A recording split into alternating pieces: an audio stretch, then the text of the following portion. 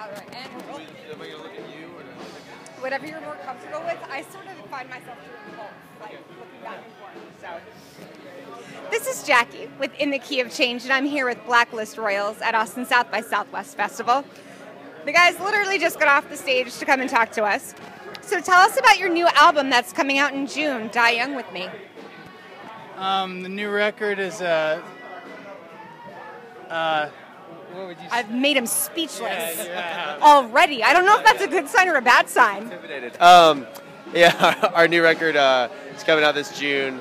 Die Young With Me, like you said, and it's kind of a not concept album, but more like a theme record. The entire record is about Rob, my brother, sitting next to me, having cancer as a teenager, and it was kind of an unconscious decision to make it about that. We actually recorded the record a year and a half ago, and then, subsequently we've been doing a lot of touring, got a new record deal, and Ted Hutt, who produced the new version, expressed some interest in doing it, and it was really important to us to make sure it was done the right way, and there had always kind of been something about the band that didn't really connect with people the way we wanted it to. We'd always been seen as kind of just like a punk rock band, and the new record is definitely not that. So we just went to LA. We recorded the entire thing, re-recorded it in 10 days with Ted, and I think it's going to be awesome. It's definitely a big step away, or not really away, but I guess a progression from what we were doing before. So you've posted a lyric video for Righteous Child. What's the benefit of posting lyric videos? I could ask you the same question.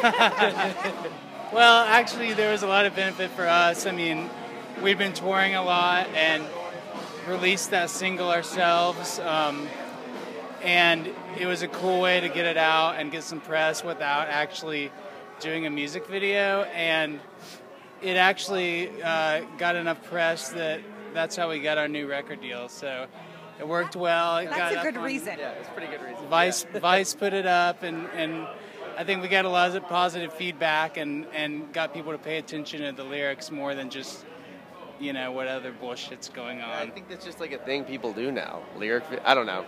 Like you said, it was easier than a music video, and at that point we didn't even have a new label. So like we released that single ourselves and did the lyric video ourselves. And yeah, it all kind of worked out, but whatever. I don't know. It's a good stepping stone. Yeah. Nice little in between. You've gotten praise from alternative press, Noisy, and Rock Sound. How do you top that? What are your plans for 2014? Rolling Stone. Nice, that's a good plan. This was my only plan, so. Aww. Nice. Checking off my Aww. Well, see, now you've gotten me all flustered and verklempt. What impact does social media have on your career, and how do you use it? Terrible. We get annoyed by our manager about it a lot. That's about it. We're too old to really be on the cusp of it, and I mean it's a cool way to connect with fans and let them know about stuff we have going on. But we're trying to get better at it. As someone who is probably from the same decade or later, it does take some getting used to. It's a drag. But I mean, I think it's like a good and a bad thing. I mean, but it's just like a whole new world now where you have to be constantly, doing content and whatever. But update. Yes. Most of the time, people don't want to know what we're actually doing. Probably. Ate a cheeseburger. Yeah. I mean, other than that, what else is there? What are your opinion of crowdfunding sources? Sites like Indiegogo and GoFundMe, and where fans can donate money towards a new album, or if your band breaks down, stuff like that. Well, I think I have mixed feelings about it. I mean, I think it's cool. We've never done that because I don't think our fans have enough money to really do that. When our trailer broke. But we did, and that was awesome. We broke down in the middle of the desert, and literally were broke and couldn't make it to a show, and we raised enough money in a few hours to get the fucking van fixed and get to the show. And every one of those people, we would send postcards from the road, special stuff. And, you know, I think it's a pretty amazing thing. It bothers me, though, on a certain level when bands that are already huge get like $2 or $3 million when it doesn't cost near that much to get a record made. And then what happens to the rest of that money? Do they donate it to a worthy cause? Do they give it back to the fans? No, they fucking pocket it, and that's kind of a drag. So I have mixed feelings about it. But it worked awesome for us. I mean, it's an amazing thing if used it with any kind of like feeling and rationality. It sounds like if it's an emergency purpose, it's definitely a valid thing. It's cool. It's just, you know, it is like a, you know, it's like a double-sided coin, I guess. You know what I mean? Like, it is cool, and I think it works well for a lot of bands. But I don't know. It hasn't been something that we've, I guess, just for us in general, we've never really been like, this is the path we want to take with this. But, you know, like he was saying, I mean, we broke down. It was amazing. Yeah, thank you to anybody that donated. Yeah, thank you. You mentioned giving sort of like the extra to charity. Are there any social causes or charities that you guys are close with or want to work with? Yeah, I've worked with a lot of cancer charities, Make-A-Wish Foundation. I've actually been down here a few times for Live Strong Foundation, and we definitely try to be involved in that. Like, we've done some charity releases, like downloads. We've done some fundraisers, and with the new record, that's something we're really going to be big on. Like, we did a mining disaster fundraiser when he and I grew up in West Virginia when that happened a few years ago, and like, we like to be as socially active as we can be without seeming self-righteous, you know. Well, that's very cool because our website actually merges bands with the causes and charities they support. That's awesome. So, that's amazing. An extra added bonus. Today is Throwback Thursday. What are your thoughts on the rebirth of the cassette tape? I mean, you know, like, we haven't done a cassette release, but I mean, I used to get cassette tapes. Like, I think it's kind of cool, I guess. I mean, I found I actually saw a Bad Religion cassette tape that at my parents' house when I was up there, and I have a cassette tape of the first thing we ever recorded together, like, as a band. They have like the cassette of that we did on this shitty 4-track or whatever. I mean, I think it's kind of cool, but it's like, you know, cassettes kind of sound like shit. I mean, it's you know, it's not like the thing that always happened to me with cassettes was I would always get the track list wrong because it's on side, so I remember, like, there was a Goldfinger record or something that when I actually got the CD, I was like, what the fuck, man? I didn't think this was the first song. I don't know. I get it. I think cool. It's kind of I just envision them melting in my mom's backseat all over again, you know what I'm saying? So, I don't know. I mean, the quality is just... I mean, if somebody wanted to pay for that and do it for us, that would be cool.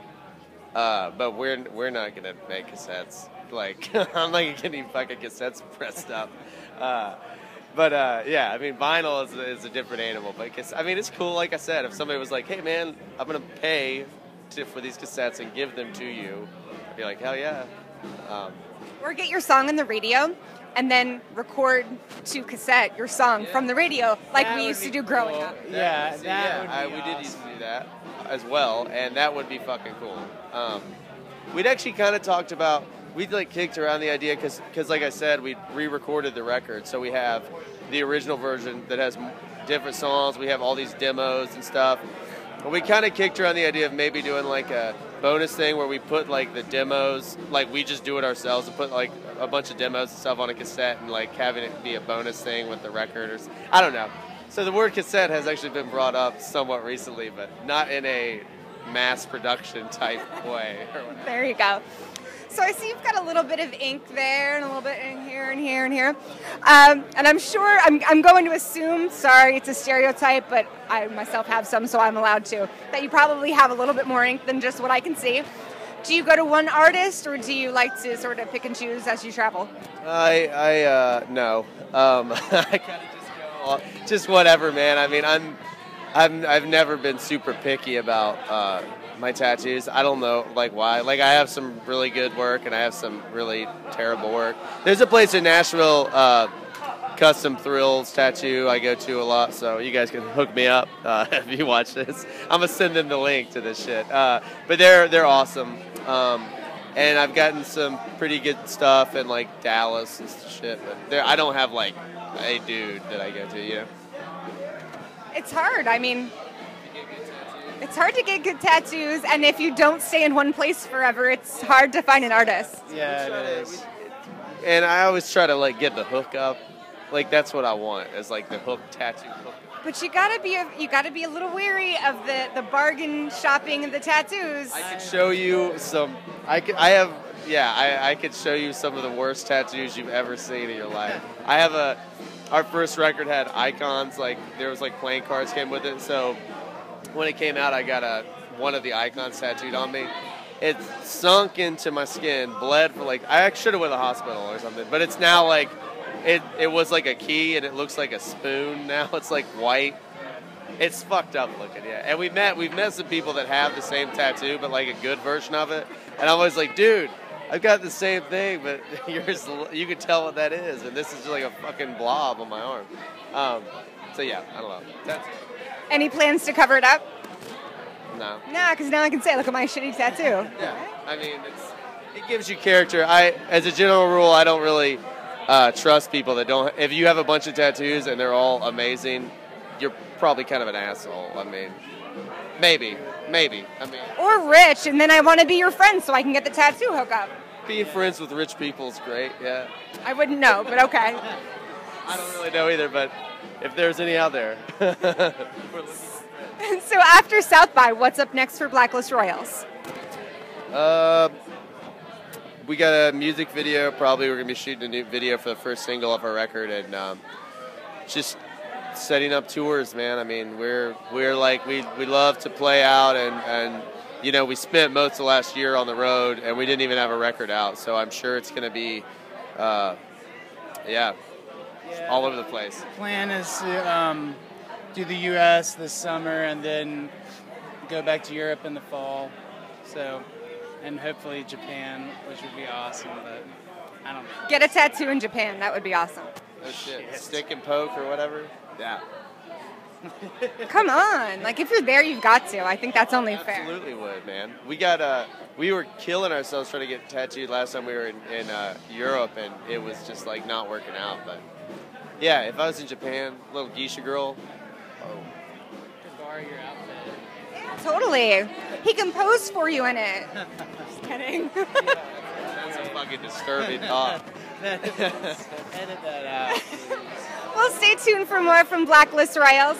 Thanks to Heart and One Industries and Tattooing TV, this is Jackie with In the Key of Change.